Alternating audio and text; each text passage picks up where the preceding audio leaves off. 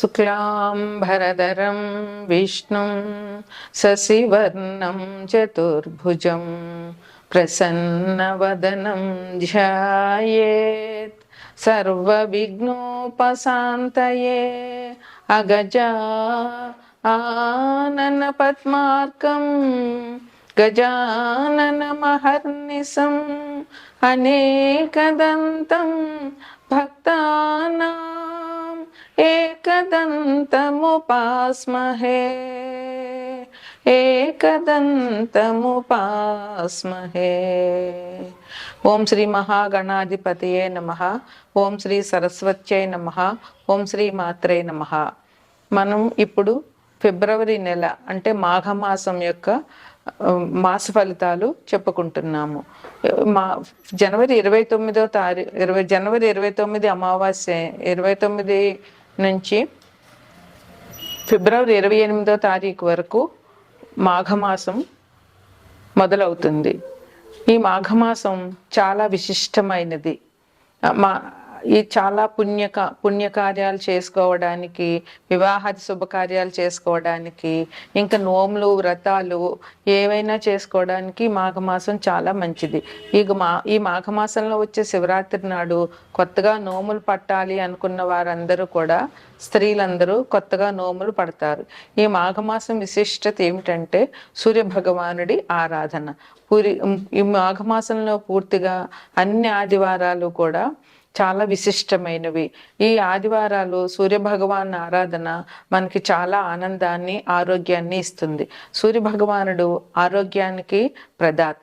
అందువల్ల ఈ మాఘపాదివారాలు పాలు పొంగించి ఆవు పిడకలు తీసుకొచ్చి మనం ఇదివరకైతే దానిలాగా వేసి తాటలో పెట్టేవారు. ఇప్పుడు పిడకలు దొరికిన వాళ్ళు పిడకలు, లేదంటే కుంపట్టు మీద నిప్పులేసి దాని మీద పిడకలు పెట్టి పాలు, మా చిన్నతనంలో మా అమ్మ వాళ్ళందరూ అలాగా పరవాన్నం చేసేవారు.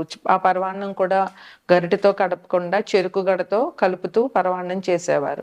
ఇప్పుడు దొరికినంత వరకు చేయగలుగుతున్నారు. లేకపోయినా ఆవు పాలతో పరవాన్నం చేసి ఆ సూర్య భగవానుడికి నివేదన చేయడం వల్ల ఆయురారోగ్యాలు అందరికీ లభిస్తాయి. మనకి ప్రత్యక్షంగా కనిపించే దైవమే సూర్య భగవానుడు.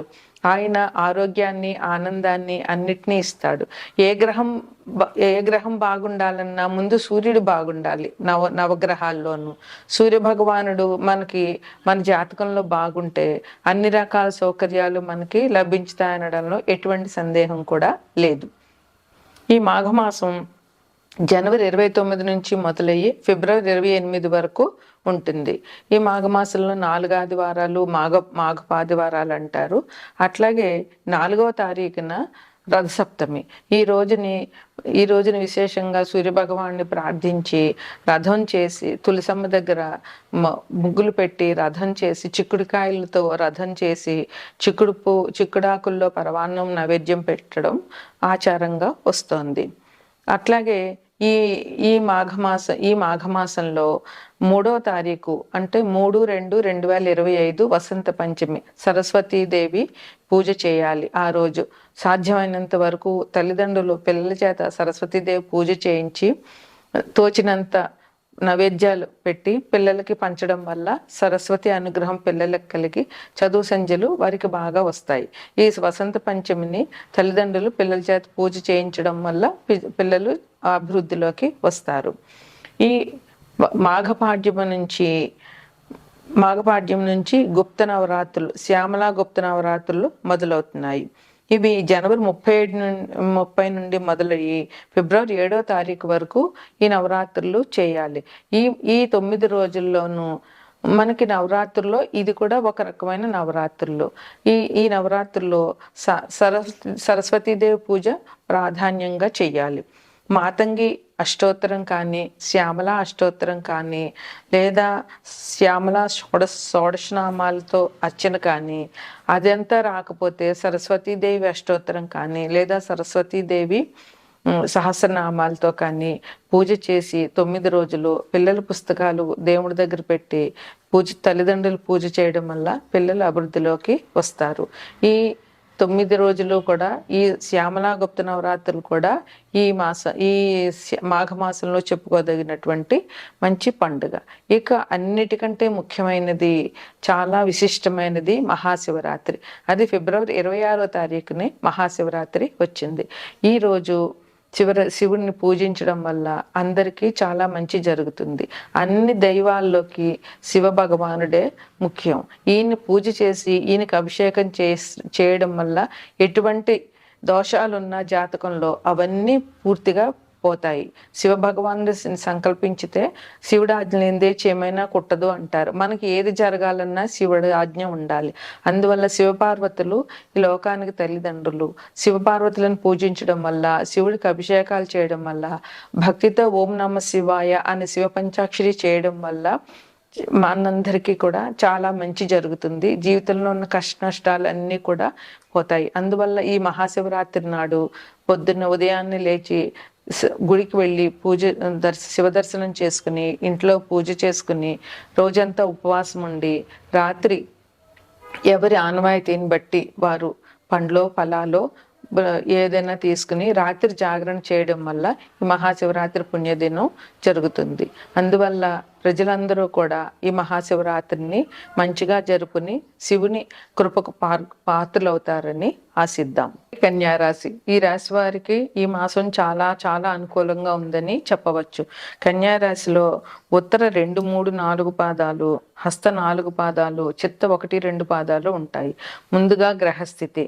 కన్యని లగ్నంగా చేసుకుంటే లగ్నంలో కేతు ఉన్నారు, మకరంలో రవి బుధులు ఉన్నారు, కుంభంలో శని ఉన్నారు, మీనంలో శుక్రరాహులు ఉన్నారు, వృషభంలో గురువు ఉన్నారు, మిథునంలో కుజుడు ఉన్నారు. ఈ రాశ్యాధిపతి బుధుడు. బుధుడు 6వ ఇంట్లో రవితో కలిసి ఉన్నారు. 12వ తారీఖు 13వ తారీఖున రవి మకరం నుంచి కుంభ సంక్రమణం చేస్తారు.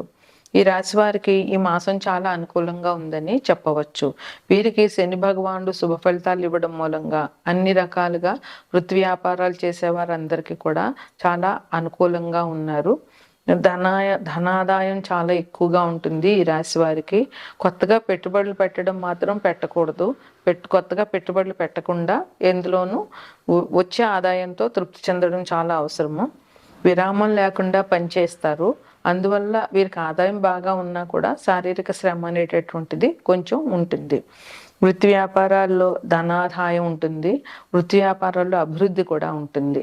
అంటే వీరు చేస్తున్న వృత్తిలో మంచి అభివృద్ధి రావడము, దానివల్ల ఇంకా ఆదాయం పెరగడము, అదే చేస్తున్న ఉద్యోగంలో అభివృద్ధి అంటే అధికారులు మన్నన పొందడము, లేదంటే ఏదైనా సన్మానాలు జరగడము, లేదంటే ఏదైనా ప్రమోషన్ రావడము, ప్రజెంటేషన్స్ రావడము, ఇట్లాంటివి ఈ రాశి వారికి ఈ మాసంలో బాగా కనబడుతున్నాయి.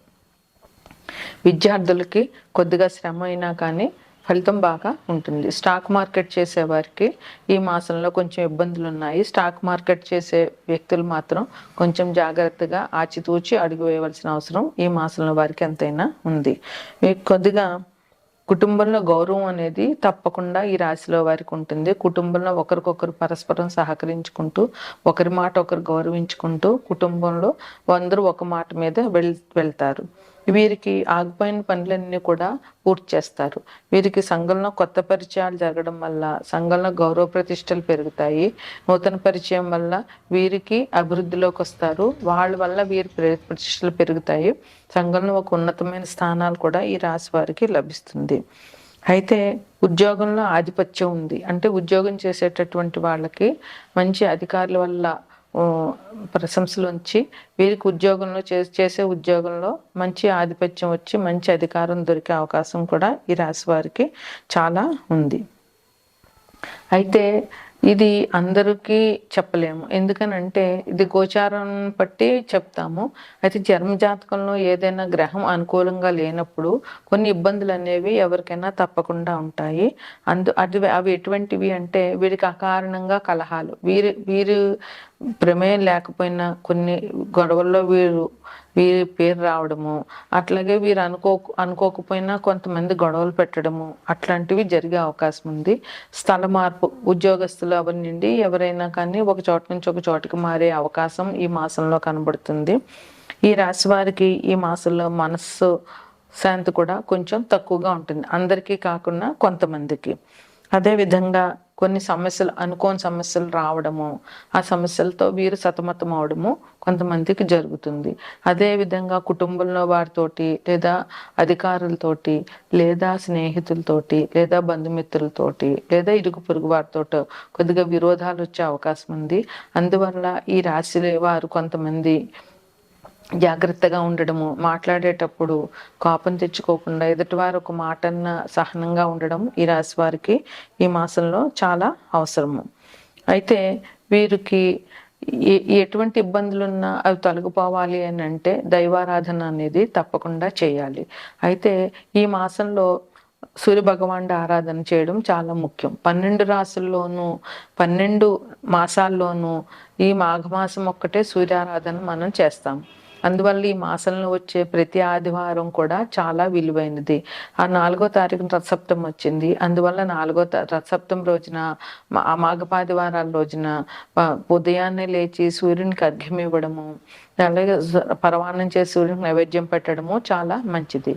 అర్ఘ్యం ఇవ్వడం వల్ల ఎటువంటి ఇబ్బందులు ఉన్నా కూడా చాలా తొలగిపోతాయి. అసలు సూర్య భగవాన్ చేసే పరిహారాల్లో చాలా ముఖ్యమైనది అర్ఘ్యం ఇవ్వడము.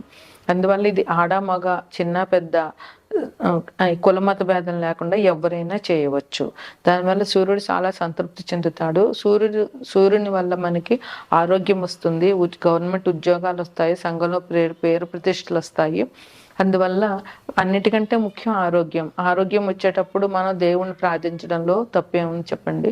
ఇంకా వసంత పంచమి రోజున సరస్వతీదేవి పూజ చేయడము, సరస్వతీదేవి గుడికి వెళ్ళి ఆమెను దర్శించుకోవడము చాలా మంచిది. మహాశివరాత్రి రోజున శివునికి అభిషేకం చేయడము, శివ దర్శనం చేయడము, అదేవిధంగా ఓం నమ శివాయ పంచాక్షరి చేయడం వల్ల ఈ రాశి వారు ఇంకా అభివృద్ధిలోకి వస్తారని ఆశిద్దాం.